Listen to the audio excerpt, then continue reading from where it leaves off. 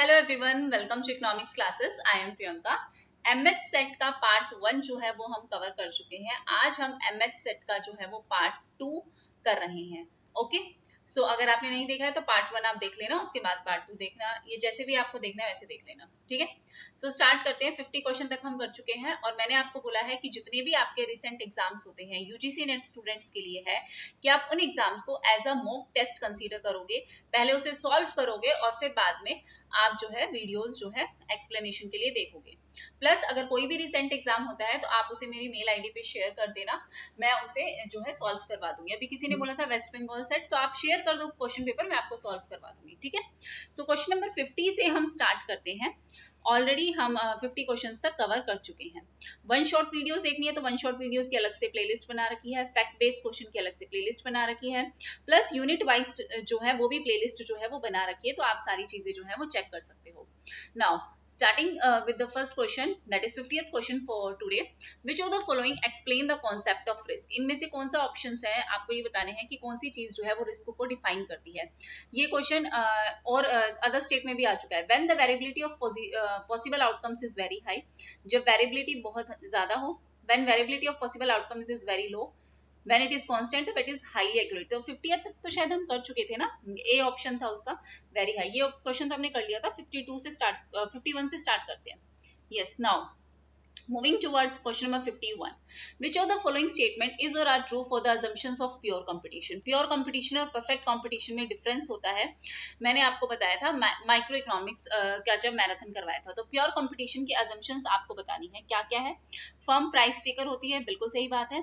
Firms produced homogeneous product, yes, firms जो है वो होमोजीनियस प्रोडक्ट प्रोड्यूस करती हैं।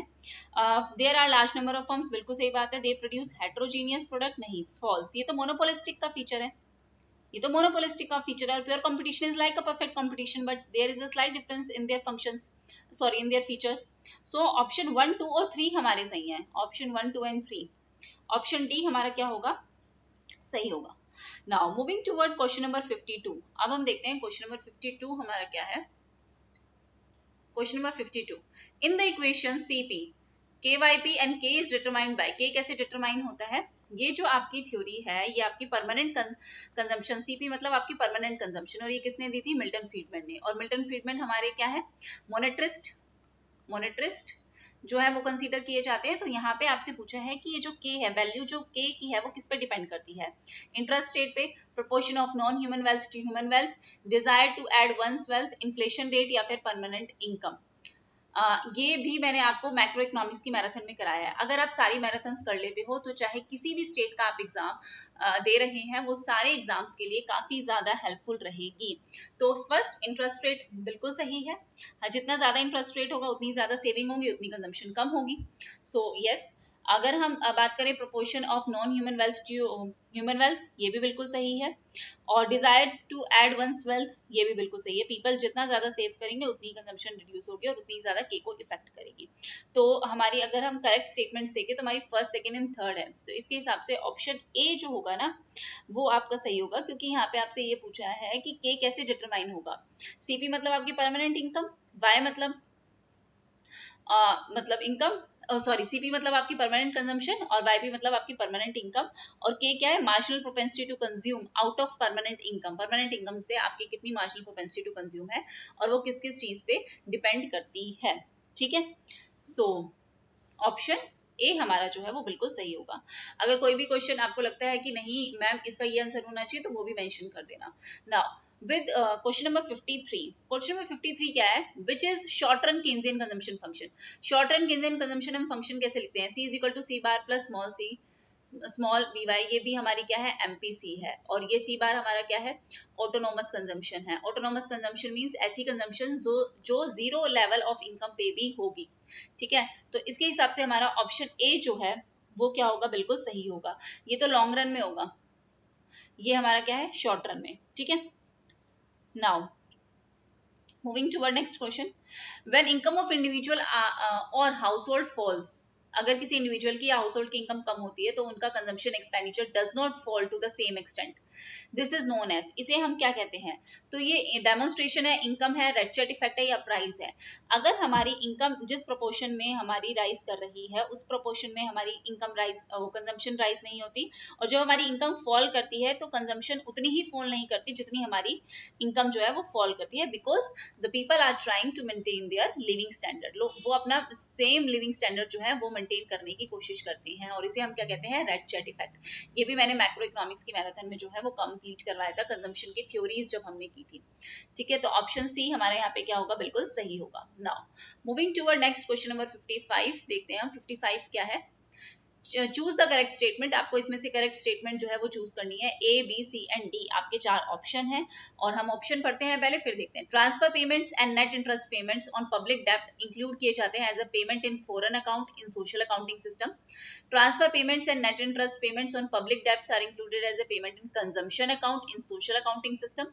अच्छा, अगर आप कहोगे इसका हिंदी वर्जन है तो मैंने ऑलरेडी ये पीडीएफ जो है वो शेयर कर दी थी टेलीग्राम पे। Transfer payments and net interest payments on public debt are included as receipts in capital account, ये रिसिप्ट्स की तरह होते हैं इन सोशल अकाउंटिंग सिस्टम।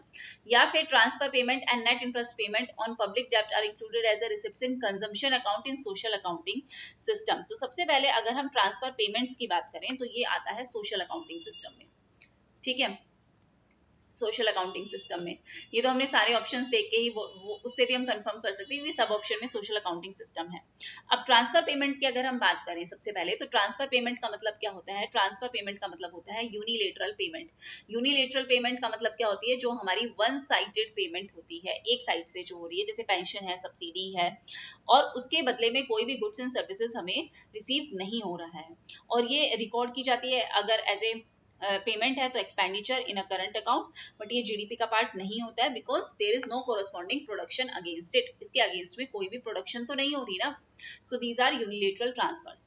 अगर हम बात करें दूसरा, net interest payment on public डेब्ट, अगर हम इसकी बात करें तो ये हमारे इंटरेस्ट एक्सपेंसेस हैं जो गवर्नमेंट को पे करने पड़ते हैं, जो भी उन्होंने क्या की है, फंड्स जो भी उन्होंने बोरिंग की है उनके अगेंस्ट उनको इंटरेस्ट की पेमेंट करनी होती है, वो होते हैं। ये भी ट्रांसफर पेमेंट्स की तरह कंसीडर किए जाते हैं, बिकॉज इसके एक्सचेंज में भी कोई गुड्स एंड सर्विसेज नहीं हो रहा है। सो यूजुअली ये इंक्लूड किए जाते हैं कैपिटल अकाउंट में। ठीक है, ये किस में इंक्लूड किए जाते हैं, कैपिटल अकाउंट में।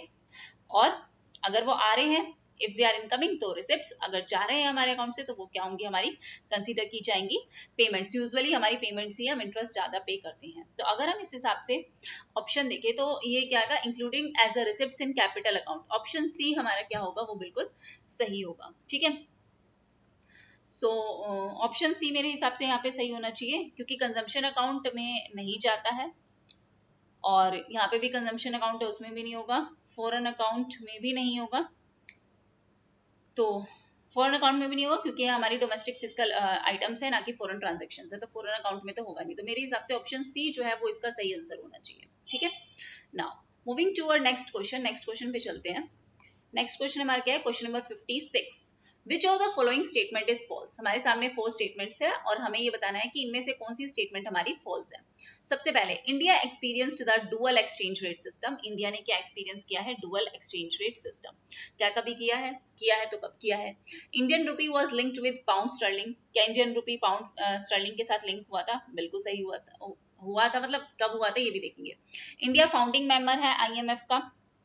देखते हैं, India is using flexible exchange rate system since independence. Independence से flexible exchange rate system use हो रहा है। हम तो पहले फिक्स्ड एक्सचेंज रेट यूज करते थे, अगर याद हो तो मैंने बताया भी था आपको कि हम पहले क्या यूज करते थे, fixed exchange rate system use करते थे। ब्रेटन वुड था, हमने पैक किया था एक पर्टिकुलर डॉलर के अगेंस्ट अपनी करेंसीज को। तो fully flexible exchange rate system तो हमने 1993 में अडॉप्ट किया है, और इंडिपेंडेंस हमारी 1947 की है, तो ऑप्शन ये तो गलत हो गया। इंडिया फाउंडिंग मेंबर है आईएमएफ का, बिल्कुल सही बात है। इंडियन रुपी लिंक था पाउंड स्टर्लिंग के साथ, बिल्कुल लिंक था। डिवैल्यूएशन से पहले 1966 से पहले अगर हम बात करें तो रुपी लिंक था ब्रिटिश पाउंड के साथ। और उसके बाद अगर हम देखें, ये इंडिया ने एक्सपीरियंस किया डुअल एक्सचेंज रेट सिस्टम, बिल्कुल इंडिया ने अडॉप्ट किया था डुअल एक्सचेंज रेट सिस्टम 1992 में, but before moving to a unified payment exchange rate in 1993। बाद में यूनिफाइड पेमेंट में चेंज होने से पहले डुअल एक्सचेंज रेट सिस्टम जो है वो एक्सपीरियंस किया है। तो ऑप्शन डी जो है वो यहाँ पे क्या होगा, बिल्कुल सही होगा। ठीक है, now moving toward question number 57। In Keynesian range the LM curve.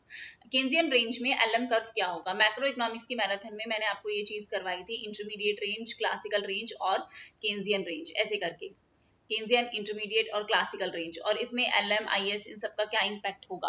तो अगर हम देखें मॉनेटरी पॉलिसी फुली इफेक्टिव और फिस्कल पॉलिसी इनइफेक्टिव, दोनों ट्रू है या दोनों फॉल्स है? तो अगर हम कहें तो दोनों ही स्टेटमेंट हमारी क्या है? फॉल्स है। मॉनेटरी पॉलिसी हमारी इनइफेक्टिव है, मॉनेटरी पॉलिसी हमारी इनइफेक्टिव है, और हमारी फिस्कल पॉलिसी क्या है? फिस्कल पॉलिसी हमारी क्या होगी? इफेक्टिव होगी। ठीक है, क्योंकि जो हमारी गवर्नमेंट की स्पेंडिंग होगी वो डायरेक्टली हमारे डिमांड को, आउटपुट को बढ़ाएगी। और मॉनेटरी पॉलिसी इनइफेक्टिव क्यों होगी? क्योंकि कोई भी अगर हम इंक्रीज करते हैं मनी सप्लाई में, तो वो सिर्फ लिक्विडिटी को चेंज करेगा, लिक्विडिटी को इंक्रीज करेगा, बट उसके अगेंस्ट में कोई इंटरेस्ट रेट या इन्वेस्टमेंट में कोई चेंज नहीं होगा, तो इनइफेक्टिव रहेगी। तो option A and B both क्या होंगे?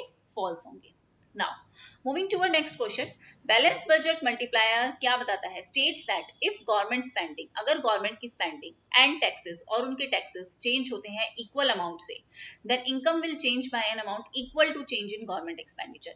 तो जितना हमारा गवर्नमेंट की स्पेंडिंग और टैक्सेस में जितना चेंज आया है, उतने ही अमाउंट का चेंज से हमारी इनकम भी चेंज होगी with change in government expenditure, और वैल्यू ऑफ मल्टीप्लायर भी उतने से ही होगा। तो देखो, गवर्नमेंट स्पेंडिंग और टैक्सेस अगर इंक्रीज हो रही है सेम अमाउंट से, तो टोटल इनकम भी हमारी क्या होगी?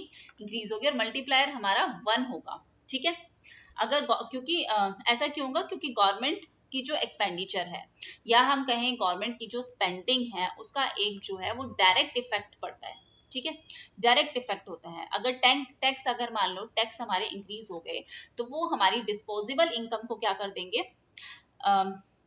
रिड्यूस कर देंगे, बट सिर्फ एक फ्रैक्शन से ही रिड्यूस करेंगे ना। क्यों? क्योंकि हमें कुछ ना कुछ तो क्या करना पड़ेगा? कंज्यूम भी हम करेंगे, तो मार्जिनल प्रोपेंसिटी टू कंज्यूम तो हमारी होगी। तो हमारा जो बैलेंस बजट मल्टीप्लायर है वो 1 होना चाहिए। 0.5 टिक का रखा है, बट मुझे नहीं लगता कि ये आंसर होगा थ्योरी के अकॉर्डिंग। तो ऑप्शन ए यहाँ पे क्या होना चाहिए? सही होना चाहिए। अगर फिर भी कोई आपको लगता है चेंज, तो आप बता देना। Now moving to our next question number 59 पे अब हम चलते हैं। क्वेश्चन नंबर 59 हमारा क्या है? देखो, the ratio of cumulative loss of GDP as a result of disinflation policy to the reduction of inflation that is actually achieved is inflation unemployment trade-off कहेंगे, sacrifice ratio कहेंगे, growth inflation trade-off कहेंगे, या growth price trade-off कहेंगे। तो अगर आपको याद हो तो मैंने sacrifice ratio का ना आपको फॉर्मूला करवाया था। अगर आप मैराथन, पता है कोई भी आपका सेट का एग्जाम है ना, तो उससे पहले एक बार मैराथन जरूर देख जाना। सेक्रीफाइस रेशियो हमने क्या करवाया था? Loss in GDP divided by reduction in inflation rate, reduction in inflation rate. तो रेशियो जो है हमारे क्यूमुलेटिव लॉस ऑफ जीडीपी का, किसकी वजह से? क्योंकि हमारी डिसइन्फ्लेशन पॉलिसी है, due the reduction in inflation that is actually achieved is. तो हमें क्या मिलेगा? वो हमारा कॉन्सेप्ट होगा सेक्रीफाइस रेशियो का। ठीक है, सो ऑप्शन डी यहाँ पे सही होना चाहिए। Now moving to our next question number 60 हम देखते हैं। क्वेश्चन नंबर 60 क्या है हमारा? Which of the following are not the classical principles? इनमें से क्लासिकल प्रिंसिपल्स कौन से नहीं है? Supply is equal to demand, money is used as a store of value, money is used as a medium of exchange. मतलब मैं फिर दोबारा वही कहूंगी कि अगर आपने मैराथन देखी है तो मैंने ये चीज भी आपको करवाई है। Interest rate is flexible, capitalist economy is not self equilibrating, no government intervention in the economy. Prices and wages are flexible, किसकी है? Classicals की। Prices and wages rigidity किसकी है? Keynes की। Supply creates its own demand, ये किसकी है? Supply creates its own demand, ये है classical। Demand creates its own supply, ये किसकी है? Keynes की। ठीक है, देयर इज ऑटोमेटिक इक्विलिब्रियम पे हम पहुंच जाएंगे, क्लासिकल। गवर्नमेंट इंटरवेंशन की जरूरत पड़ेगी, किसकी है? केन्स की। तो अगर हम इन ऑप्शंस को अगर हम देखें तो सबसे पहला हमारा क्या है? Supply is equal to demand, ये हमारा क्लासिकल प्रिंसिपल है। ये हमारा सेज लॉ है जो कहता है कि सप्लाई अपनी डिमांड खुद क्रिएट करती है, supply creates its own demand. Second, अगर हम कहें money is used as a store of value, नहीं, इन्होंने जो बोला था वो बोला था as a medium of exchange. तो ऑप्शन सेकंड तो हमारा गलत हो गया, ये भी पॉइंट कट गया, ये भी और ये भी। सेकंड तो हमारा कट गया। सब में ही सेकंड कैसे है? ये क्या, ये कैसे ऑप्शन है जिसमें सब में ही सेकंड है? ये तो गड़बड़ है। देखो उसके बाद थर्ड क्या है? अच्छा, विच of the following note true पूछा है। सॉरी, नोट तो सेकंड तो आएगा ही ना सॉरी, सेकंड तो बिल्कुल हमारा आना चाहिए। इंटरेस्ट रेट इज फ्लेक्सिबल, बिल्कुल ये क्लासिकल का है, क्लासिकल थ्योरी का assumption है। परफेक्ट फ्लेक्सिबिलिटी ऑफ प्राइसेस, जिसमें इंटरेस्ट रेट भी है, इक्विलिब्रियम के लिए हमें चाहिए, ये भी क्लासिकल का assumption है। Capitalist economy is not self, नहीं नहीं वो तो है ही, हमने बोला ना ऑटोमेटिक इक्विलिब्रियम आ जाएगा, तो ये असम्पशन नहीं है। तो सेकंड और फोर्थ डी ऑप्शन होना चाहिए। नो गवर्नमेंट इंटरवेंशन, बिल्कुल बोला था, क्लासिकल से बोला था गवर्नमेंट के इंटरवेंशन की, इंटरफियरेंस की कोई रिक्वायरमेंट नहीं है, जबकि केन्स ने कहा था बिल्कुल है। तो ऑप्शन सेकंड एंड फोर्थ हमारे क्या है, बिल्कुल सही आंसर है। अब चलते हैं, चलो मैंने भी देखो पहले नोट नहीं देखा ना, फिर मुझे लगा ये कैसे हो सकता है, तो बिल्कुल क्वेश्चन को बहुत ध्यान से जो है वो हमें पढ़ना चाहिए। Now moving toward next question number 61 हम देखते हैं। क्वेश्चन नंबर 61 हमारा क्या है, liquidity preference curve is downward sloping from left to right because, जो आपका लिक्विडिटी प्रेफरेंस कर्व है वो डाउनवर्ड स्लोप होगा लेफ्ट से राइट बिकॉज। अच्छा सॉरी, एक कमेंट आया था, सॉरी मुझे ध्यान नहीं रहा, उसमें कुछ बोला गया था कि कुछ डायग्राम से बताना है, over consumption, under production, over allocation, तो ठीक है मैं उसे लास्ट क्लास में ले लूंगी। Sorry, I am really sorry for that, मैंने बोला था कि हाँ मैं जो भी नेक्स्ट क्लास होगी उसमें लूंगी, बट मुझे सच में ध्यान नहीं रहा, तो मैं नेक्स्ट क्लास में आपको डायग्राम के थ्रू वो समझा दूंगी, अभी अभी एकदम से ध्यान आया। Now, liquidity preference curve is downward sloping from left to right because, किसकी वजह से, किसकी वजह से, when the rate of interest is low, central bank reduces the supply of money, जब हमारा rate of interest जो है लो होता है, सेंट्रल बैंक रिड्यूस करता है सप्लाई ऑफ मनी, इसकी वजह से। As interest rate fall, the opportunity cost of holding money does not change, change नहीं होगी हमारी opportunity cost. As a rate of interest rise, the opportunity cost of money holding is rises, as rate of interest rise, opportunity cost of money holding falls. तो देखो सबसे पहले अगर हम बात करें, ये केन्स का लिक्विडिटी प्रेफरेंस है, केन्स के लिक्विडिटी प्रेफरेंस की यहाँ पे बात हो रही है, जिसमें क्या बोला जाता है, डिमांड फॉर मनी डिपेंड करती है इनवर्सली किससे, रेट ऑफ इंटरेस्ट से। डिमांड फॉर मनी जो है डिपेंड करती है रेट ऑफ, इनवर्सली रिलेट करती है रेट ऑफ इंटरेस्ट से। अगर रेट ऑफ इंटरेस्ट ज्यादा होगा तो मनी होल्डिंग जो है हमारी वो उसमें क्या होगी, हाई हमारी क्या होगी, अपॉर्चुनिटी कॉस्ट होगी, हाई अपॉर्चुनिटी कॉस्ट होगी। अगर हमारा इंटरेस्ट रेट ज्यादा है तो हमारी अपॉर्चुनिटी कॉस्ट जो है वो भी ज्यादा होगी। अगर हमारा इंटरेस्ट रेट जो है वो फॉल करेगा तो होल्डिंग मनी जो है वो हमारे लिए क्या हो जाएगा, हमारे लिए सस्ता हो जाएगा, चीपर हो जाएगा, लेस अपॉर्चुनिटी कॉस्ट होगी। अब लोग ज्यादा कैश रखने के बारे में सोचेंगे कि ठीक है हम ज्यादा कैश अपने पास ही रखते हैं। सो इनवर्स रिलेशन है, जिसकी वजह से लिक्विडिटी प्रेफरेंस की बात आती है कि हमें जो है हम किसकी प्रेफरेंस करते हैं, क्या चाहते हैं हम कि हमारे पास लिक्विडिटी रहे, मतलब हमारे पास कुछ पैसा कैश में भी रहे, जिसकी वजह से इसका स्लोप क्या है, इंटरेस्ट रेट, और इसका स्लोप क्या है, डाउनवर्ड है ना, फ्रॉम लेफ्ट टू राइट, मतलब ये क्या शो कर रहा है, नेगेटिव और इनवर्स रिलेशन। तो अगर हम कहें इसमें, तो as interest rate rise, opportunity cost of money holding हमारी क्या होगी, राइज होगी। ठीक है, ठीक है, सो ऑप्शन सी हमारा क्या होगा, इसके हिसाब से बिल्कुल सही आंसर होगा। Now, moving toward question number 62, the technological relationship between change in capital stock and change in level of output. Change in capital stock to the change in level of output. क्या कहते हैं हम इसे, capital output ratio है ये तो हमारा, output coefficient, multiplier coefficient, incremental capital output ratio या फिर इन्वेस्टमेंट मल्टीप्लायर। तो ये होगा हमारा इंक्रीमेंटल कैपिटल आउटपुट रेशियो, क्योंकि यहाँ पे टेक्नोलॉजिकल रिलेशनशिप में चेंज पूछा है ना, तो चेंज मतलब हमारा इंक्रीमेंटल कैपिटल आउटपुट रेशियो होना चाहिए कि change in capital stock divided by change in output. ये रिफ्लेक्ट करता है कि हमने एडिशनल कैपिटल कितनी लगाई या कितनी एडिशनल कैपिटल की हमारी जरूरत है to produce an extra unit of output, एक एक्स्ट्रा आउटपुट प्रोड्यूस करने के लिए हमें कितने कैपिटल स्टॉक की जो है वो रिक्वायरमेंट होगी। स्पेशली ये हैरोडोमर जैसे ग्रोथ मॉडल्स में यूज किया जाता है, तो ये ऑप्शन सी होगा। इन्वेस्टमेंट मल्टीप्लायर, अगर हम कहें तो इन्वेस्टमेंट मल्टीप्लायर के जो है वो हमें क्या कहता है, change in investment upon change in income की बात करता है। यहाँ कैपिटल स्टॉक की बात हो रही है, ठीक है, कि मतलब मान लो कि मैंने sorry change in income upon change in investment नहीं, change in investment upon change in income, कि मान लो मैंने 100 रुपए की इन्वेस्टमेंट की तो मेरी इनकम में कितना चेंज आया, 400 का चेंज आया, मतलब मेरा मल्टीप्लायर कितना है, 4 टाइम्स है। ठीक है, मेरा इन्वेस्टमेंट मल्टीप्लायर कितना है, 4 टाइम्स है। अगर मैंने इन्वेस्टमेंट में 100 का चेंज किया तो मेरी इनकम में कितने का चेंज आया, 400 का। बट यहाँ पे जो बात हो रही है वो हो रही है change in capital stock and change in level of output. ठीक है, तो ऑप्शन सी हमारा इस हिसाब से क्या होना चाहिए, सही आंसर होना चाहिए। Now moving toward next question number 63 हम देखते हैं। क्वेश्चन नंबर 63 क्या कह रहा है, People quickly form and revise their expectations using all available information and intelligently predict कर लेते हैं the changes in prices and form their expectation on that basis.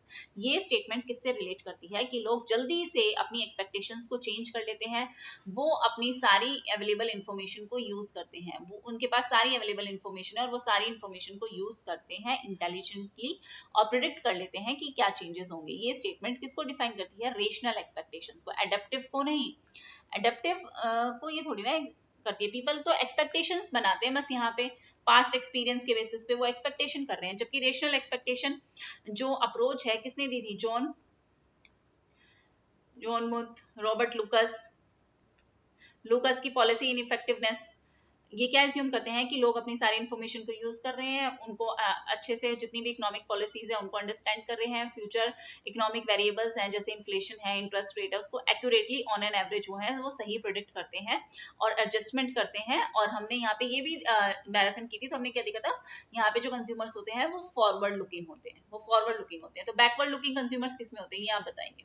ठीक है, हमने पढ़ा था ना केन्स, मोनेट्रिस्ट, न्यू क्लासिकल्स, ये सब क्लासिकल्स. इसमें बैकवर्ड लुकिंग कौन से होंगे ये आप बताओगे. सबसे फर्स्ट वाले जो क्या मानते हैं कि ट्रेड ऑफ है शॉर्ट रन में और लॉन्ग रन में, there is no trade off between inflation and unemployment. ठीक है, so moving toward next question number 64 देखते हैं. Which of the following is not an example of negative. अगर negative का एग्जांपल नहीं है तो मतलब वो हमारी क्या होनी चाहिए? पॉजिटिव एक्सटर्नलिटी होनी चाहिए. ठीक है, एयर पोल्यूशन नेगेटिव है, कॉन्टेमिनेशन ऑफ वाटर नेगेटिव है, क्राइम बिल्कुल नेगेटिव है, वैक्सीनेशन तो पॉजिटिव है, तो ऑप्शन बी आपका क्या है? बिल्कुल सही है. Now moving to next question number 65 देखते हैं. क्वेश्चन नंबर 65 क्या कह रहा है? Which of the following statement is true in case of principle of equi-marginal sacrifice? Equi-marginal sacrifice के केस में हमारी कौन सी स्टेटमेंट जो है वो सही होगी? अगर आपको याद हो तो मैंने जब पब्लिक इकोनॉमिक्स करवाई थी शायद, तो उसमें ये चीज बताई थी. Each taxpayer bears the same absolute loss of utility from the taxation. Each taxpayer bears the tax burden in such a way that pre-tax marginal utility of income is same for everyone. Each taxpayer bears the tax burden in such a way that post-tax marginal utility of income is same for everyone. Post tax से पहले, ठीक है, pre tax से पहले और tax के बाद. Each taxpayer bears tax burden in such a way that marginal utility of all the commodities is same for everyone.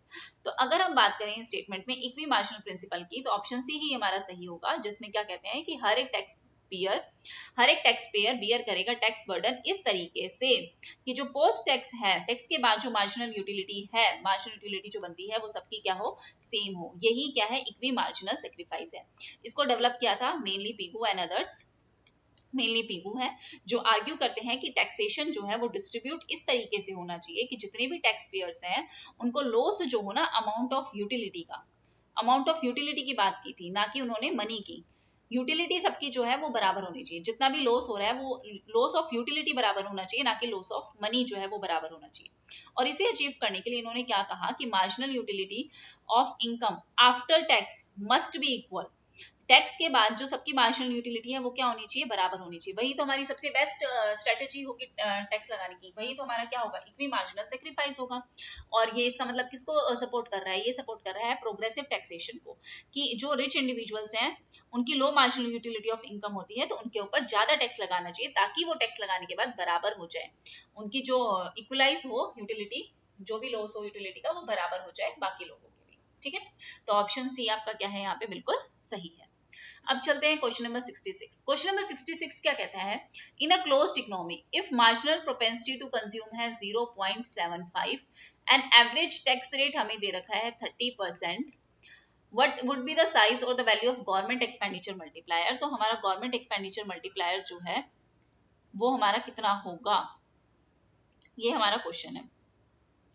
ठीक है, तो हम इसे कैसे कैलकुलेट करेंगे? गवर्नमेंट एक्सपेंडिचर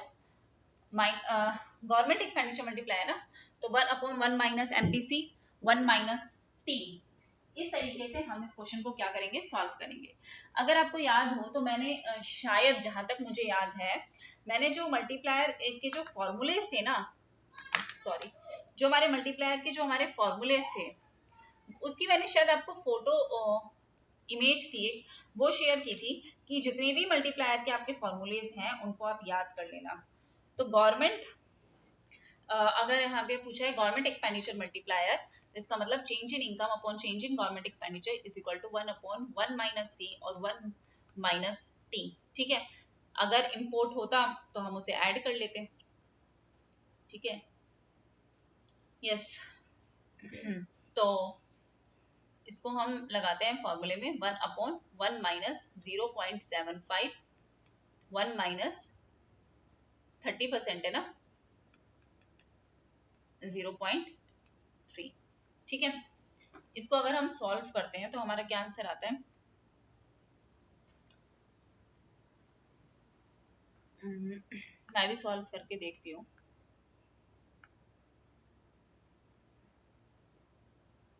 एक सेकेंड। 1/0.25 मल्टीप्लाई बाय 0.7, तो 1/0.25 मल्टीप्लाई बाय 0.7 कितना आता है हमारा 0.175, तो 1 डिवाइडेड बाय 0.175 कितना आ गया हमारा, ये तो आ गया लगभग 5.71। ऐसा कैसे हो सकता है, ऐसा कैसे हो सकता है? हाँ, ये कैसे होगा? इसको सॉल्व करना इस तरीके से और मुझे बताना अगर सॉल्व होता है या नहीं होता है, क्या सीन है। मुझे तो लग रहा है कि ये इसी तरीके से सॉल्व होना चाहिए, या फिर इसका कोई और तरीका है सॉल्व करने का, या मैं ही गलत बता रही हूँ। हो सकता है मैं ही गलत बता रही हूँ आप लोगों को। होना तो यही चाहिए। एक सेकेंड, दोबारा करके देख लेते हैं।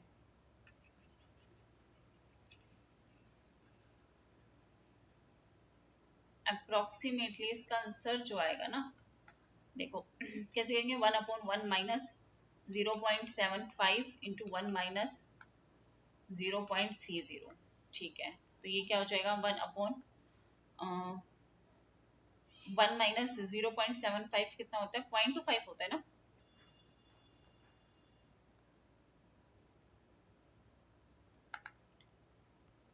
एक सेकेंड, तो 0.25 मल्टीप्लाई बाय 0.3, तो ये कितना आ जाएगा, सॉरी 0.5 मल्टीप्लाई बाय 0.7, ये आ जाएगा 1 माइनस एक सेकेंड 0.75 मल्टीप्लाई बाय 0.70। ठीक है, ये ऐसे होगा। उसके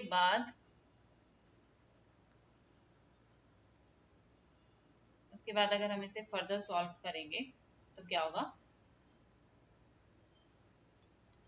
1/1 माइनस 0.75 और 0.7 को अगर हम मल्टीप्लाई करते हैं तो कितना आ जाता है, 0.525। तो इसका मतलब 1 डिवाइडेड बाय 1 माइनस 0.25 करेंगे तो कितना आ जाएगा 0.475। तो 1 डिवाइडेड बाय 0.475, ये तो 2.1 के बराबर आ रहा है आंसर। तो 2.1 आंसर होना चाहिए ऑप्शन बी। मैं तो कैलकुलेटर यूज कर रही हूँ, बट एग्जाम में कैलकुलेटर यूज नहीं कर सकते। 2.1 आना चाहिए इसका आंसर, क्योंकि फॉर्मूला तो यही होता है 1/1 माइनस सी, 1 माइनस सी और 1 माइनस टी। ठीक है, तो वो 2.1 आना चाहिए इसका आंसर।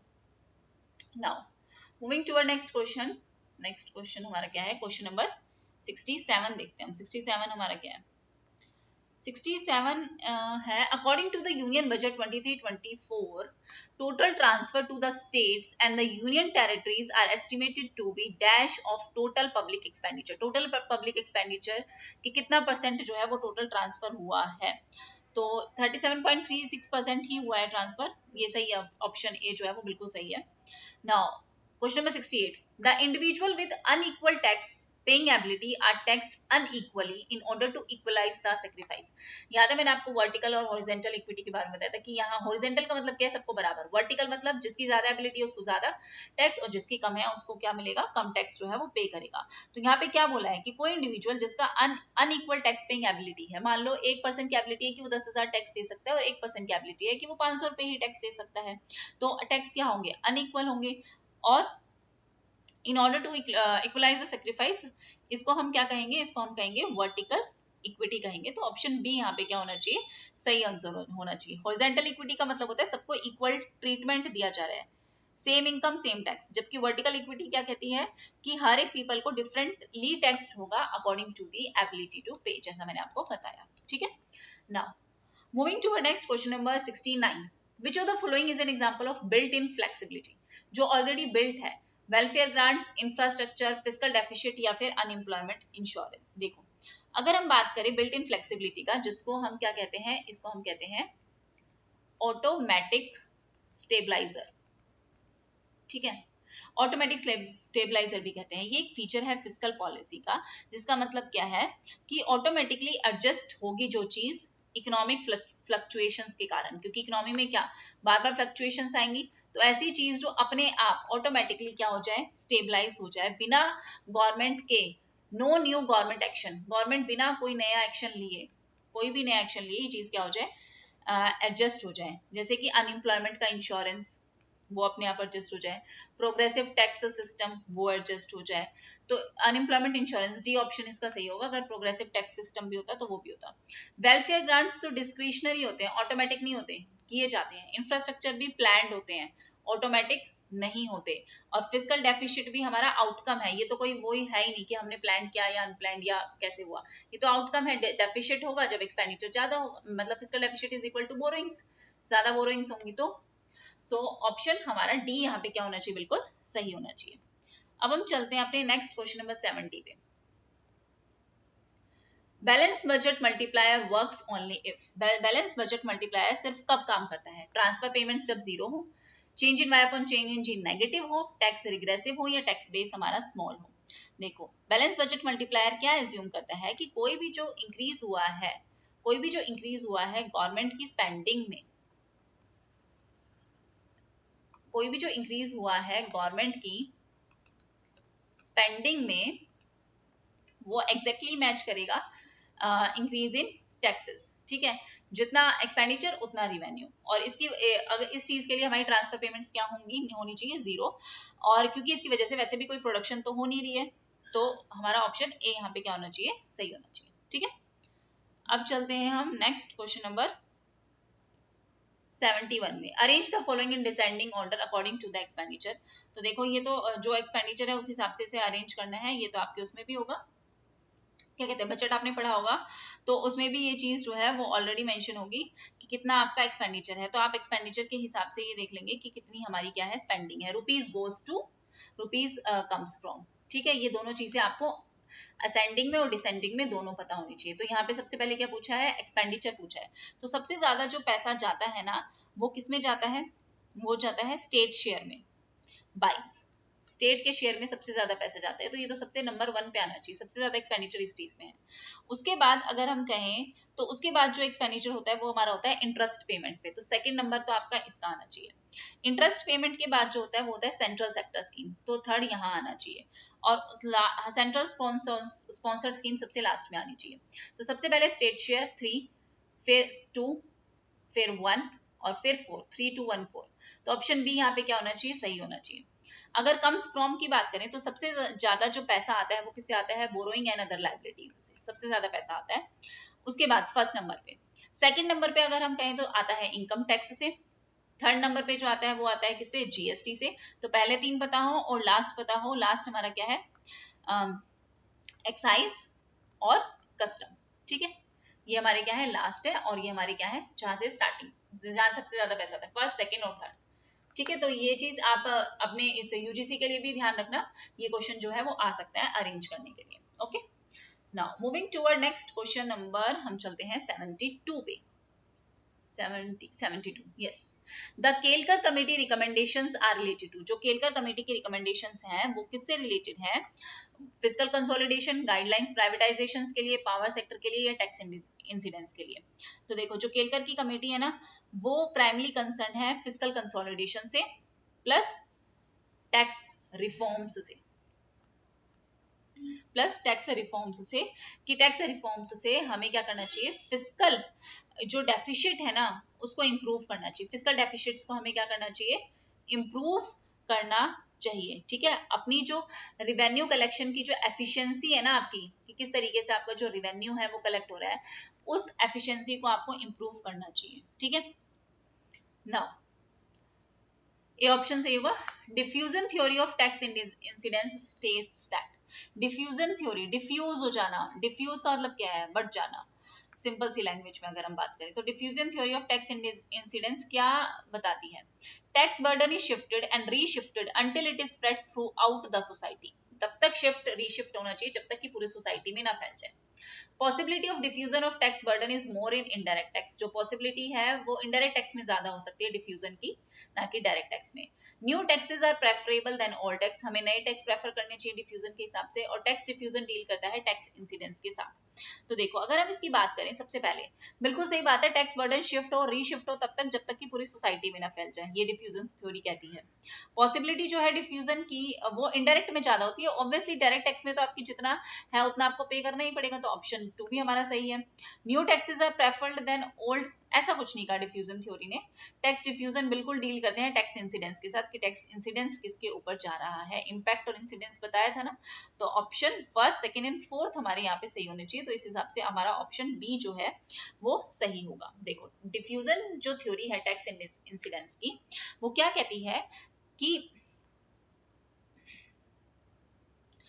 जिसके ऊपर इम्पोज हुआ है ना, बात वो नहीं है, हम ये कह रहे हैं कि शिफ्ट किस हिसाब से हो, शिफ्ट मल्टीपल टाइम्स हो जाना चाहिए, स्पेशली इनडायरेक्ट टैक्सेस के केस में, जब तक की पूरी इकोनॉमी में वो स्प्रेड ना हो जाए। किस पे लगा है बात, यहाँ पे उसकी नहीं हो रही है, ठीक है। सो ऑप्शन बी हमारे यहाँ पे सही होना चाहिए। अब चलते हैं नेक्स्ट क्वेश्चन नंबर 74 पे। Yes, according to Harrod model, the natural rate of growth is determined by current growth rate of working population and current potential for economic, social, technical या फिर सोशो इकोनॉमिकल। बिल्कुल सही बात है, technical सही answer होगा। Herod growth model define करता है नेचुरल रेट ऑफ ग्रोथ कि वो ग्रोथ रेट है लेबर फोर्स पॉपुलेशन की वजह से और टेक्नोलॉजिकल प्रोग्रेस की वजह से, दोनों ग्रो होंगे, दे आर इंक्रीजिंग टुगेदर, और ये क्या इंश्योर करेंगे, they will ensure the full employment, full employment को इंश्योर करेंगे, ठीक है। तो टेक्निकल यहाँ पे सही है। अब हम चलते हैं क्वेश्चन नंबर 75। करेक्ट सीक्वेंस हमें बतानी है Marxian theory of economic growth की, तो अगर हम उस हिसाब से बात करें तो सबसे पहले है प्रिमिटिव कम्युनिज्म, प्रिमिटिव कम्युनिज्म के बाद है आपकी स्लेवरी, स्लेवरी के बाद है आपका फ्यूडलिज्म, फ्यूडलिज्म के बाद है आपका कैपिटलिज्म, कैपिटलिज्म के बाद है आपका सोशलिज्म, और सोशलिज्म के बाद है आपका कम्युनलिज्म। 3 1 4 2 5 6, हाँ ये सही है, ऑप्शन नंबर डी आपका क्या है यहाँ पे, बिल्कुल सही है, सही आंसर है। Now moving to our next question number 76। Which growth model inspired the capital output ratio for development planning? कौन सी मॉडल ने आपको बोला था कि इंस्पायर किया था कैपिटल आउटपुट रेशियो के लिए डेवलपमेंट प्लानिंग के लिए, हेरोडोमर, सोलो, कैल्डोर या फ्रेडमैन? तो अगर हम बात करें, हेरोडोमर मॉडल ही फाउंडेशन है डेवलपमेंट इकोनॉमिक्स का, और इन्होंने ही इंट्रोड्यूस किया था कैपिटल आउटपुट रेशियो, जिसमें इन्होंने बताया था, और जिससे हमें ये समझ में आता है कि इन्वेस्टमेंट मतलब हमारी कैपिटल और आउटपुट मतलब हमारा ग्रोथ, हमारी इन्वेस्टमेंट में और हमारी ग्रोथ में कैसा रिलेशन है, ठीक है। और ये बिल्कुल यूज किया जाता है कि हमें कितनी कैपिटल चाहिए ग्रोथ करने के लिए, एक्स्ट्रा यूनिट्स को प्रोड्यूस करने के लिए, तो ऑप्शन ए यहाँ पे सही होना चाहिए। Question number 77, how does neo liberalism affect economic growth? Neo liberalism हम किस तरीके से हमारी इकोनॉमिक ग्रोथ को इफेक्ट करता है? Free market, economic freedom, allocative efficiency, फिर इकोनॉमिक ग्रोथ, मार्केट रेगुलेशन, फिर फिस्कल का इंटरवेंशन, फिर मार्केट डिस्टोर्शन, फिर इकोनॉमिक ग्रोथ। तो देखो नियो लिबरलिज्म किस चीज को एम्फसाइज करता है, नियो लिबरलिज्म एम्फसाइज करता है free market, minimal state intervention. Liberal है ना, लिबरल का मतलब क्या है, फ्री, तो हमें स्टेट का इंटरवेंशन क्या चाहिए, कम चाहिए, स्टेट का इंटरवेंशन कम चाहिए, गवर्नमेंट का इंटरवेंशन कम चाहिए, ठीक है। प्राइवेटाइजेशन हो, क्योंकि वो फ्री रहना चाहते हैं, अब नाम से ही पता चल रहा है, अगर वैसे भी नहीं पता हो तो फ्री रहना चाहते हैं, इकोनॉमिक लिबरलाइजेशन होनी चाहिए, ठीक है, इकोनॉमिकली उनको क्या रहना है, फ्री रहना है। तो ये आइडियोलॉजी आर्ग्यू करती है कि फ्री मार्केट हो, ज्यादा से ज्यादा इकोनॉमिक फ्रीडम हो, ठीक है, फ्री मार्केट हो, ज्यादा से ज्यादा इकोनॉमिक फ्रीडम हो, जितनी ज्यादा इकोनॉमिक फ्रीडम होगी उतनी ही ज्यादा बेटर एलोकेशन एफिशिएंसी होगी, जिसकी वजह से उतना ही ज्यादा आपकी क्या होगी, इकोनॉमिक ग्रोथ होगी, ठीक है। नाउ बाकी सब में देखो, इसमें मार्केट डिस्टोर्शन की बात की है, इंटरवेंशन की बात की है, रेगुलेशन की बात की है, यहाँ पे सोशल बैरियर्स आ गए, तो ये ही ऑप्शन आपका क्या है, बिल्कुल सही है। Now moving toward next question number 78 की अगर हम बात करें तो क्वेश्चन नंबर 78 क्या कहता है, Kenya was the first country where dash model was implemented to control the high unemployment in their cities. Kenya was the first country जहां पे किसका यूज हुआ था, high unemployment in the other cities. तो वो लुइस तो unlimited supply of labour की बात करता है, हैरिस टुडारो मॉडल यही तो रूरल अर्बन माइग्रेशन की बात तो यही कर रहे हैं ना, हैरिस टुडारो मॉडल। तो हैरिस टुडारो मॉडल एक्सप्लेन करता है रूरल अर्बन माइग्रेशन को जो डेवलपिंग कंट्रीज में है और इसका कनेक्शन अर्बन अनएम्प्लॉयमेंट से है, ठीक है। तो ये अप्लाई हुआ था केनिया में, ये अंडरस्टैंड करने के लिए और एड्रेस करने के लिए कि अर्बन में अनएम्प्लॉयमेंट के क्या क्या कारण हैं, because there is migration from rural areas, rural area से भी लोग यहाँ पे माइग्रेट हो रहे हैं, इसलिए यहाँ पे ज्यादा अनएम्प्लॉयमेंट है। और लुइस का मॉडल जो है वो फोकस करता है सरप्लस लेबर जो एग्रीकल्चर में है उसे हमें कहाँ लेके जाना है, इंडस्ट्री में लेके जाना है, बट ये डायरेक्टली अनएम्प्लॉयमेंट या अर्बन अनएम्प्लॉयमेंट की बात नहीं करता जिस तरीके से हैरिस टुडारो ने की थी। तो ऑप्शन बी हमारा क्या होगा, बिल्कुल सही होगा। अब चलते हैं हम क्वेश्चन नंबर 79 पे। क्वेश्चन नंबर 79 क्या कहता है, Solow growth model describe how output is determined at a point in time, how output is determined with a fixed amount of labour and capital, how saving and population growth and technological change effect output over time, the state allocation production and distribution of economy output. तो देखो the Solow growth model क्या describe करता है, Solow growth model हमें पता है ये क्या है, एक नियो क्लासिकल ग्रोथ मॉडल है जो क्या एक्सप्लेन करता है, लॉन्ग रन इकोनॉमिक ग्रोथ, ठीक है। और इसने किसकी बात की, कैपिटल एक्यूमुलेशन की, पॉपुलेशन ग्रोथ की, टेक्नोलॉजिकल प्रोग्रेस की, और कैसे हमारी सेविंग्स जो है वो उसका इन्फ्लुएंस होगा आपकी इन्वेस्टमेंट और ग्रोथ पे। तो ये डायनेमिक नेचर की बात करता है। तो अगर हम बात करें तो इसके हिसाब से ऑप्शन सही होगा, हाउ सेविंग्स पॉपुलेशन ग्रोथ और टेक्नोलॉजिकल चेंज इफेक्ट करेंगे आउटपुट को ओवर द टाइम।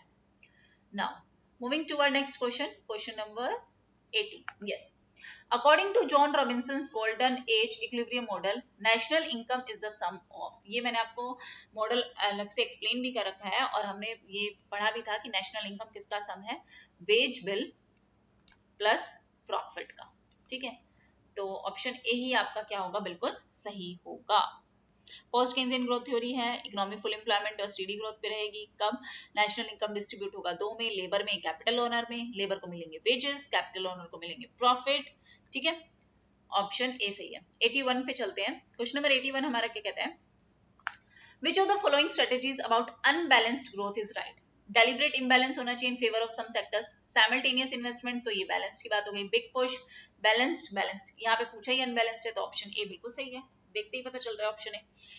ये आर्ग्यू करता है कि डेलिब्रेटली आप इन्वेस्ट करो सेलेक्टेड सेक्टर्स, की सेक्टर्स में, क्योंकि जो आपकी डेवलपिंग कंट्रीज हैं उसके पास इतना पैसा नहीं है कि वो सब सेक्टर में जो है इन्वेस्ट कर सके, तो आप अगर एक में भी करोगे तो उसके इम्पैक्ट आपको बाकियों में भी दिखेंगे, ठीक है। तो आप कुछ सेलेक्ट कर लो।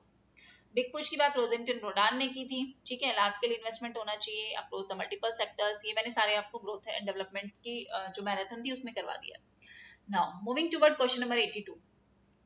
In solo model, the economy achieves steady state growth path because solo model में जो इकोनॉमी है वो एक steady state growth path achieve करती है because capital labor ratio adjust through time to the equilibrium value of ratio, the coefficient of production are fixed, population growth constant है नहीं, exogenous माना है, technological changes labor saving। तो देखो solo growth model steady state long run equilibrium main चीज है, और इन्होंने किसकी बात की थी कि कैपिटल लेबर रेशियो जो है वो एडजस्ट होता है ओवर द टाइम, किसकी वजह से, आपके इन्वेस्टमेंट की वजह से, आपके इन्वेस्टमेंट मतलब आपकी सेविंग्स जो ऐड करती हैं किसमें, आपके कैपिटल स्टॉक में एक एडिशन होता है, डेप्रिसिएशन और पॉपुलेशन जो ग्रोथ है वो आपकी पर कैपिटा जो कैपिटल है उसको क्या करती है, कम करती है, तो इकोनॉमी जो है वो कन्वर्ज कर जाती है किसके, स्टेडी रेट पे, स्टेडी स्टेट पे। यहाँ पे तो सोलो ने मेन बात यही कही, अगर आपने डिफरेंस भी पढ़ा होता, मैंने पढ़ाया था, तो कि इकोनॉमी अगर इक्विलिब्रियम से हट भी गई तो वो वापस कन्वर्ज हो सकती है, लेकिन अगर हम बात करें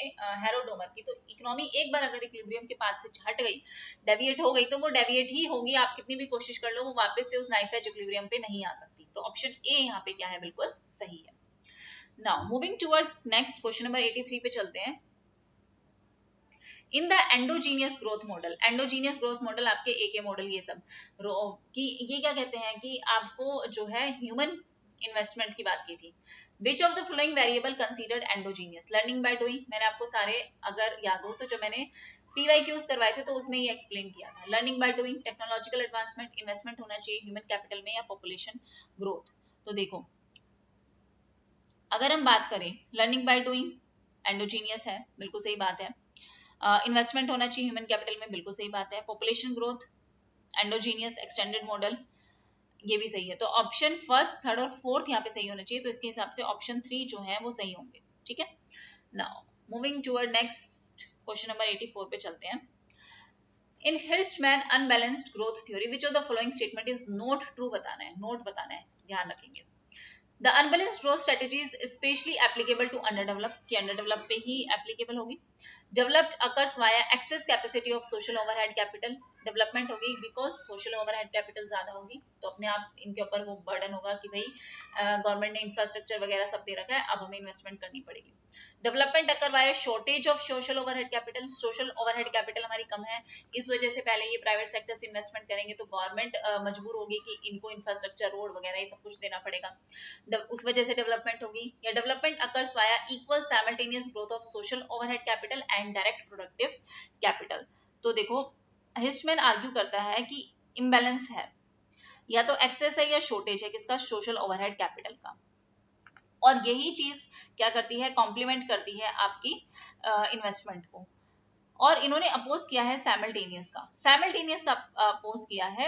याद है मैंने आपको दो चीजें बताई थी कि अगर सोशल ओवरहेड कैपिटल ज्यादा है, वो पहले ज्यादा हो रही है तो डेवलपमेंट होगी, या फिर अगर हम डायरेक्ट प्रोडक्टिव कैपेसिटी की बात करें, एक्टिविटी की बात करें, तो वो, तो ये वही है कि इन्होंने इस चीज को नहीं बोला कि आपको सैमल्टेनियस जो है वो ग्रोथ करनी चाहिए, ये ट्रू नहीं है, ये तो इवन इसके बिल्कुल अगेंस्ट ही बात बोली जा रही है। तो ऑप्शन डी हमारा क्या होगा, बिल्कुल सही होगा। नाउ क्योंकि हिस्टमैन तो इम्बैलेंस अनबैलेंस की बात कर रहे हैं ना, यहाँ तो इसका मतलब हो गया ये तो बैलेंस्ड ग्रोथ है।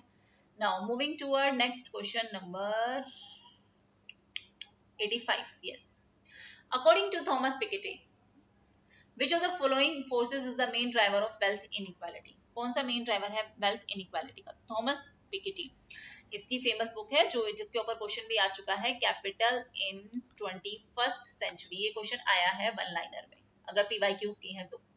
क्या बोला इन्होंने, मेन ड्राइवर क्या है वेल्थ इनइक्वालिटी का, कि रेट ऑफ सेविंग्स आपकी कम है रेट ऑफ इन्वेस्टमेंट से, रेट ऑफ सेविंग्स आपकी ज्यादा है इन्वेस्टमेंट से, rate of return on capital ज्यादा है इकोनॉमिक ग्रोथ से, या rate of return on capital आपका कम है इकोनॉमिक ग्रोथ से, क्या ड्राइवर, क्या मेन चीज है जो इनइक्वालिटी की बात करते हैं। थॉमस पिकेटी ने ये चीज अपनी बुक में ही बताई थी, कैपिटल इन 21st सेंचुरी, जिसमें इन्होंने बोला था कि rate of return on capital is more than और एक्सीड करती है the growth rate of economy, जिससे हमारी वेल्थ इनइक्वालिटी हमारी और वाइडन होती है, क्योंकि कैपिटल इनकम एक्यूमुलेट होगी, उतने ज्यादा वेजेस उतना ज्यादा आउटपुट। तो ऑप्शन सी हमारा क्या होगा, बिल्कुल सही होगा। ठीक है, now moving toward next question number 86, if the bank purchases more of foreign exchange than the selling it, अगर बैंक खरीद ज्यादा रहा है और बेच कम कर रहा है, सेलिंग कम कर रहा है, then it will have a dash position, तो शॉर्ट, लॉन्ग, ओवरसोल्ड या फिर स्क्वायर्ड, तो लॉन्ग पोजीशन ही होगी इन फॉरेन एक्सचेंज। और इसका मतलब क्या है कि आपकी होल्डिंग जो है फॉरेन करेंसी एसेट्स की वो ज्यादा है देन सेलिंग। ठीक है, आप ज्यादा होल्ड कर रहे हो, मोर परचेज कर रहे हो ना, तो आप होल्ड ज्यादा कर रहे हो। और शॉर्ट पोजीशन किसे कहती है, शॉर्ट पोजीशन कहती है कि आपकी सेलिंग जो है वो ज्यादा है किससे, आपकी होल्डिंग से। ठीक है, ध्यान रखना अगर शॉर्ट पोजीशन के बारे में आ जाए तो। नाउ तो अगर परचेज ज्यादा कर रहा है और सेल कम कर रहा है तो वो लॉन्ग पोजीशन है। Moving toward next question number 87. An economy with long history of extensive trade barriers decide to switch to totally free trade. पहले तो बहुत barriers लगा रखे और अब वो कर रहे हैं एकदम फ्री ट्रेड कर दिया उन्होंने एकदम से। What is most likely to increase in short run, तो शॉर्ट रन में सबसे पहली चीज क्या होगी, तो देखो अगर ट्रेड बैरियर्स हटते हैं तो इससे आपके चीपर होंगे, आपके इंपोर्टेड गुड्स आपके क्या हो जाएंगे, चीप हो जाएंगे, जिससे कंज्यूमर की चॉइसेस जो हैं, अब कंज्यूमर सिर्फ डोमेस्टिक मार्केट में ही खरीद रहा था, अब उसकी चॉइसेस भी क्या हो जाएंगी, वो इंक्रीज हो जाएंगी, जिससे प्राइसेस क्या हो जाएंगे, कम हो जाएंगे। तो इससे हमारा कंज्यूमर सरप्लस जो है वो बूस्ट अप होगा। ठीक है, शॉर्ट रन में। और डोमेस्टिक प्रोड्यूसर्स को क्या होगा, सफर होगा, प्रॉफिट तो नहीं होगा क्योंकि लोग तो बाहर की तरफ भागेंगे ना। और गवर्नमेंट का रिवेन्यू टैरिफ से वो भी कम हो सकता है। तो ऑप्शन सी हमारे क्या होंगे, बिल्कुल सही होगा यहाँ पे। Now moving toward next question number 88 पे चलते हैं। Yes, question number 88, which of the following is included in capital account of BOP, capital account में कौन सा जो है वो इंक्लूड होगा? वस्तु व्यापार, merchandise trade, banks overseas deposit, insurance की पेमेंट या services render to US citizen. ये कैपिटल में कहा होगा, ये तो करंट में होगा, ठीक है, इनविजिबल में वो भी। तो कैपिटल अकाउंट में बैंक्स ओवरसीज डिपॉजिट्स जो है वो इंक्लूड होंगे, लोन्स, इन्वेस्टमेंट, बैंक डिपॉजिट्स, ये सब जो है वो कैपिटल अकाउंट के, बाकी सब किसके हैं? करंट अकाउंट के पार्ट है। नाउ question number 89, state which of the following statement are correct और इनकरेक्ट। ये क्या बात है, करेक्ट और incorrect? Mercantilism believed that the nation could gain in trade only at the expense of other nations as a trade of zero-sum game. सही बात है। Mercantilism, though declining, is alive and well in the 21st century. बिल्कुल, ये भी बिल्कुल सही बात है। तो दोनों ही स्टेटमेंट तो सही हो रही है। क्लासिकल मर्केंटलिज्म व्यू है ये तो इसके हिसाब से statement 1 and 2 both are correct, ठीक है। अच्छा, करेक्ट इनकरेक्ट कौन? अच्छा, अब समझ में आया। तो दोनों स्टेटमेंट आपके सही है, ऑप्शन सी आपका सही होगा। नेक्स्ट हम चलते हैं question number 90। In the absence of trade a Nations production possibility frontier also it's. अगर एब्सेंस है ट्रेड का तो क्या होगा? Opportunity cost, exchange frontier, consumption frontier या अटर्की फ्रंटियर। तो अगर एब्सेंस है ट्रेड का तो कंट्री जो है वो कंज्यूम करेगी सिर्फ वही जो वो प्रोड्यूस कर रही है, जो पीपीएफ को इक्विवेलेंट किसके बना देगा? अटर्की फ्रंटियर के, ठीक है। अटर्की का मतलब क्या होता है? That you are self sufficient, आपको किसी की जरूरत नहीं है, हो तो आप अपने लिए काफी हो, तो सेल्फ सफिशिएंस, इकोनॉमिक इंडिपेंडेंस है आपके पास। तो ऑप्शन डी यहाँ पे सही होना चाहिए, ठीक है। नाउ क्वेश्चन नंबर 91 आपका क्या कहता है? The volatility of the bond market is in direct proportion to the monetary and economic policy of the country of the participant. देखो, पहली statement, the volatility of the bond market is in direct proportion to the monetary, जो volatility है bond market में वो direct proportion है किसके? Monetary और economic policies के। Bond market is a part of capital market serving platform to raise funds for the public sector companies, government and corporates. तो सही बात है, दोनों ही स्टेटमेंट सही है। मॉनेटरी पॉलिसी चेंज होगी तो वो इफेक्ट करेगी बॉन्ड प्राइस और उसकी वॉलेटिलिटी को, सही है। और स्टेटमेंट 2 भी सही है कि बॉन्ड मार्केट्स पार्ट है कैपिटल मार्केट का और यूज किया जाता है किसके लिए? लॉन्ग टर्म फंड्स के लिए, रेज फंड्स करने के लिए। तो both statements are true. Now moving to our next question number 92 हम देखते हैं। Match the following: absorption approach, banking sector financial assets, liabilities, propensity to inflation, inflation, relative PPP, capital account, Alexander magnifico. तो अगर हम देखें तो सबसे पहले एब्जॉर्प्शन अप्रोच अलेक्जेंडर की है, ये तो यूजीसी में भी आ चुका है, फर्स्ट का third. Banking sector financial assets and liabilities, capital account, option 2। Propensity to inflation और इन्फ्लेशन, इन्फ्लेशन तो रिलेटिव परचेसिंग पावर, ये तो हो गया फर्स्ट, तो बचा ये फोर्थ। तो हाँ ये सही है, 3 2 4 1, जिसका भी आंसर जिन्होंने भी मुझे शेयर किया था उनका आंसर ये बिल्कुल सही है, 3 2 4 और 1, option A. Now, moving to our next question number 93 क्या है? Beside the static gains, which of the following dynamic gain nations would received after forming the custom union? Custom union form होने के बाद की बात है। तो economies of scale, administrative savings, greater bargaining या फिर ट्रेड क्रिएशन। तो देखो, स्टेटिक गेन में क्या इंक्लूड होगा? स्टेटिक गेन्स में इंक्लूड होंगे आपके ट्रेड क्रिएशन भी, कि ट्रेड क्रिएट हो रहा है, या ट्रेड डाइवर्जन भी इंक्लूड होगा, दोनों चीजें इंक्लूड होंगी। और dynamic, which of the following dynamic gains nation would receive after forming the custom union? custom union form करने के बाद economies of scale, administrative saving, greater bargaining. अच्छा, कस्टम यूनियन फॉर्म होने के बाद ग्रेटर बार्गेनिंग, इंक्रीज कंपटीशन बढ़ेगा, dynamic gain होंगे, तो टेक्नोलॉजी इन्वेस्टमेंट का फ्लो बढ़ेगा। लेकिन स्टेटिक गेन भी है ना, तो ट्रेड क्रिएशन यहाँ पे सही होना चाहिए, ऑप्शन डी। ट्रेड क्रिएशन को कंसिडर किया जाता है एज ए स्टेटिक गेन्स, ठीक है। बट आपके जो ये तो स्टेटिक गेन, अच्छा स्टेटिक गेन पूछा है ना सिर्फ, which of the following dynamic gain nations would receive after forming the custom union? Trade creation, option D मेरे हिसाब से यहाँ पे क्या होना चाहिए? सही होना चाहिए।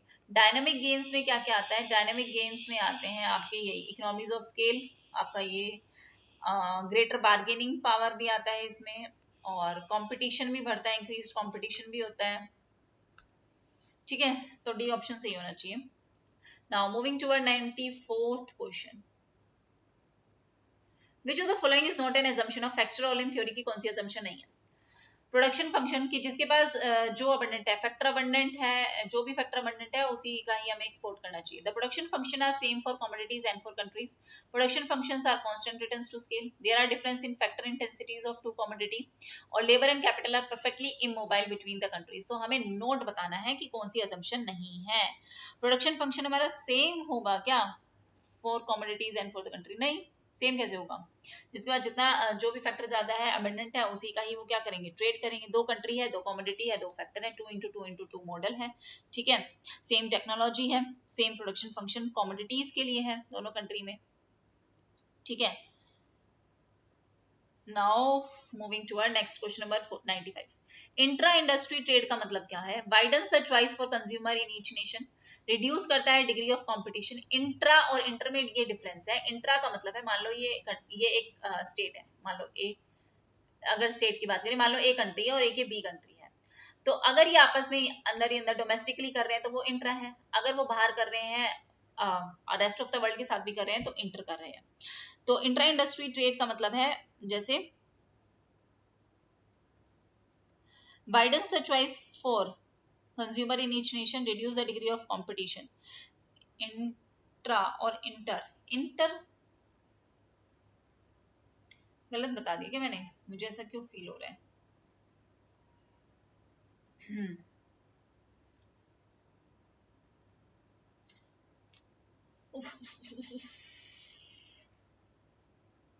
सही है, इंट्रा का मतलब है विद इन द, और इंटर का मतलब होता है अलग अलग में। तो इंट्रा इंडस्ट्री ट्रेड का मतलब भी यही होता है कि एक्सचेंज करे goods with in the same industries, ठीक है, सेम या close in with in the same industry between the countries. हाँ। और अगर हम इंटर की बात करें तो इंटर का मतलब ये होगा कि गुड्स और सर्विसेज बिटवीन द कंट्रीज है। तो intra industry trade widen the choice, नहीं वाइडन नहीं करेगा, तो चॉइसेस कम हो जाएंगे। Reduce the degree of competition among manufacturers of the same class of product in each country. इसमें तो मुझे थोड़ा सा डाउट हो रहा है। मेरे हिसाब से तो स्टेटमेंट वन हमारी रॉन्ग है, वन फॉल्स है और सेकंड ट्रू है। सी होना चाहिए मेरे हिसाब से। तो ऑप्शन सी हमारा सही है। Now moving to our next question number 96। For the production function Q दे रखा है हमें, derive KFL when the isoquant Q is equal to 100। तो इस पर्टिकुलर क्वेश्चन में हमें डिराइव करना है K is a function of L that is labour, जहाँ पे हमें Q की वैल्यू क्या दे रखी है, 100। तो हम लिखेंगे Q is equal to 100 is equal to 20K 0.5 L 0.5, ठीक है। दोनों का सम 1 है तो कांस्टेंट की बात करते हैं। अगर हम दोनों साइड 20 से डिवाइड कर देते हैं तो क्या होगा, 20 से डिवाइड करने पे तो 5 जा 5 बचेगा यहाँ पे, ये 20 से डिवाइड हो गया तो K 0.5 बचेगा और L 0.5 बचेगा। अब K 0.5 किसके बराबर बचेगा, 5 अपॉन L 0.5 के बराबर, क्योंकि हमें K as a function of labour निकालना है ना, इसलिए हम ऐसा कर रहे हैं, ठीक है। अब हम अगर दोनों साइड स्क्वायर कर दें, स्क्वेयरिंग बोथ साइड कर दें, तो क्या होगा, 1 हो जाएगा ये। तो K इज इक्वल टू 5 का स्क्वायर 25 डिवाइडेड बाय L, क्योंकि 5 इंटू 0.5 तो 1 हो जाएगा, तो एट 25 बाय L। तो K की वैल्यू क्या आ जाएगी, 25 L माइनस 1, 25 L माइनस 1। तो K की वैल्यू तो 25 L माइनस 1 आनी चाहिए ना। K is a function of L, K minus 1, अच्छा यार मेरे को तो L माइनस 1 आ रहा है। बताना ये क्या इसका आंसर होगा, ठीक है। 96 का क्वेश्चन नंबर 97, डिटरमिनेंट निकालना है, डिटरमिनेंट ऑफ मैट्रिक्स कैसे निकालते हैं वो तो हम कर भी चुके हैं ना, ये वाला क्वेश्चन डिटरमिनेंट निकालने वाला। तो ये कैसे निकलेगा, इसका आंसर क्या होगा देखते हैं।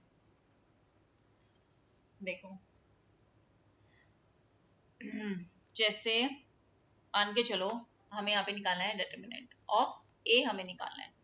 तो अगर हम ये वाली लाइन ले रहे हैं तो हमने 4 लिया, 4 इंटू ये लिया, तो आप इन दोनों को करेंगे फिर इन दोनों को करेंगे और माइनस कर देंगे, तो मल्टीप्लाई करेंगे 5 इंटू 4 माइनस 2 इंटू 0, ठीक है, माइनस।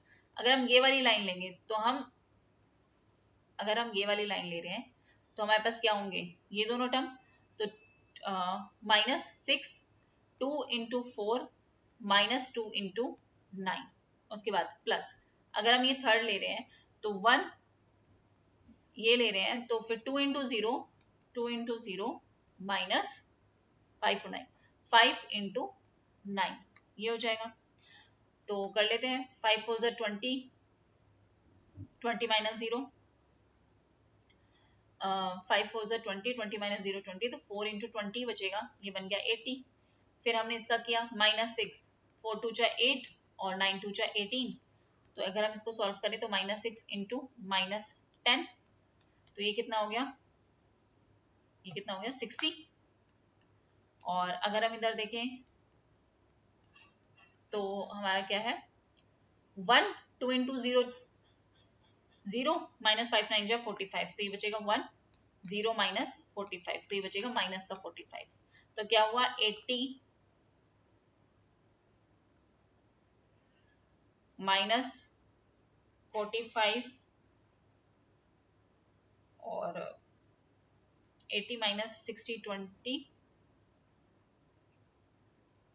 माइनस माइनस, अच्छा माइनस माइनस प्लस, तो 80 + 60 -45, तो ये हो गया 140 -45, तो ये तो 95 आना चाहिए, ऑप्शन डी यहाँ पे सही होना चाहिए इस हिसाब से। तो now moving to our next question, next question देखते हैं। नेक्स्ट क्वेश्चन हमारा क्या है, derive the marginal revenue function of the demand function.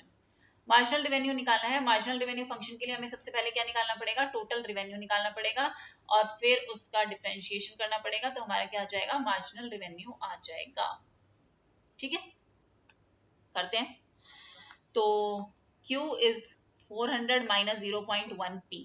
अगर हम सॉल्व करें फॉर P इधर लेके आएंगे तो हमारा क्या हो जाएगा, 0.1 P is equal to 400 minus Q। तो P is equal to 400 minus Q divided by 0.1, तो ये कितना हो जाएगा हमारा, पॉइंट हटा ऊपर 0 गई, 4000 माइनस ये पॉइंट हटा ऊपर 0 गई 10Q। ठीक है, 4000 माइनस 10Q, ये हमारा क्या हो गया, प्राइस। और हम टोटल रेवेन्यू कैसे निकालते हैं, प्राइस इनटू क्वांटिटी, मल्टीप्लाई कर दो, तो 4000 Q माइनस 10Q स्क्वायर, और इसका अगर मार्जिनल रेवेन्यू निकालेंगे, डेरिवेटिव निकालेंगे, ठीक है, तो वो कैसे निकालेंगे, ये तो बचेगा सिर्फ 4000 माइनस ये 2 पावर आगे 20Q, 4000 माइनस 20Q आएगा, ऑप्शन ए सही होना चाहिए। पी हम इधर लेते हैं ना, सो ए ऑप्शन सही होगा इस हिसाब से। तो now moving to our next question, 99 question आज का। What is point elasticity when price is 12 rupees for the demand function P is equal to 60 minus 3Q? तो quantity when P is equal to 12 rupees, तो put कर देते हैं 12 is equal to 60 minus 3Q, तो 3Q is equal to 60 minus 12 48, तो Q हमारा कितना आ गया 60। अब point elasticity, elasticity dQ by dP into P divided bye Q। तो डिमांड फंक्शन अगर हम निकालें तो हम P की सेंस में निकालेंगे, तो क्या करेंगे, P हमें क्या रखा है, P is equal to 60 minus 3Q दे रखा है, 60 माइनस 3Q, तो Q is equal to 60 minus P divided by 3, तो dQ बाय dP अगर हम निकालें तो dQ बाय dP क्या होगा, इसका डिफरेंशिएट करेंगे, 60 minus P divided by 3 dQ by dP P के रिस्पेक्ट में, तो ये हमारा बनेगा -1/3 है ना।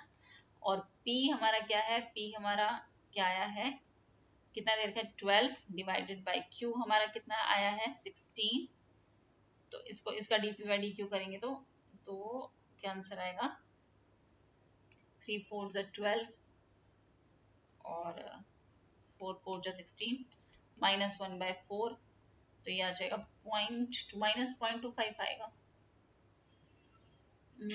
ऑप्शन सी यहाँ पे शायद सही होगा। ये तो मैं इसको दोबारा देख के बताऊंगी, मुझे खुद अभी अजीब सही लग रहा है, पता नहीं क्या कर दिया मैंने भी, शायद कुछ गड़बड़ करी है। What will be the status of average variable cost? Marginal cost is less than AVS या AVC होना चाहिए, यहाँ पे AVC होना चाहिए, AVS शायद गलती से दे दिया ना। तो अगर हमारा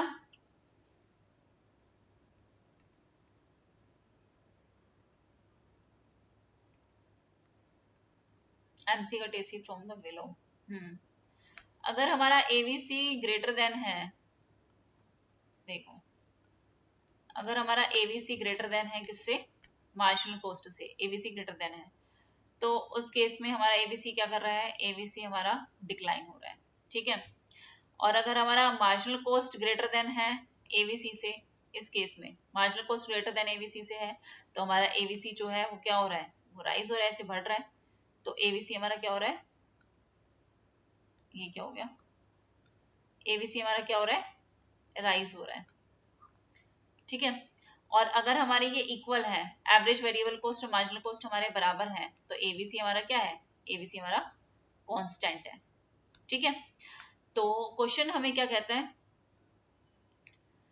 what will be the status of average variable cost, marginal cost is less than AVC. अगर हमारा मार्जिनल कॉस्ट लेस देन है एवीसी से, तो एवीसी हमारा क्या होगा, एवीसी हमारा डिक्लाइन होगा, तो ऑप्शन ए हो यहाँ पे सही होना चाहिए। देखो ना, मार्जिनल कॉस्ट हमारा लेस देन है, मार्जिनल कॉस्ट हमारा लेस देन है किससे, एवीसी से, तो एवीसी हमारा क्या हो रहा है, एवीसी हमारा डिक्लाइन हो रहा है, तो यहाँ पे हमारा ऑप्शन ए सही होना चाहिए, ठीक है। तो ये पर्टिकुलर जो है बचे हुए 50 क्वेश्चंस थे। हाँ, एक न्यूमेरिकल क्वेश्चन में मुझे भी डाउट है, तो अगर आपको आ जाए तो बता देना, और अगर कोई और किसी क्वेश्चन में भी दिक्कत हो तो वो भी जो है वो आप शेयर कर देना, ठीक है। So thank you very much everyone, take care and bye bye.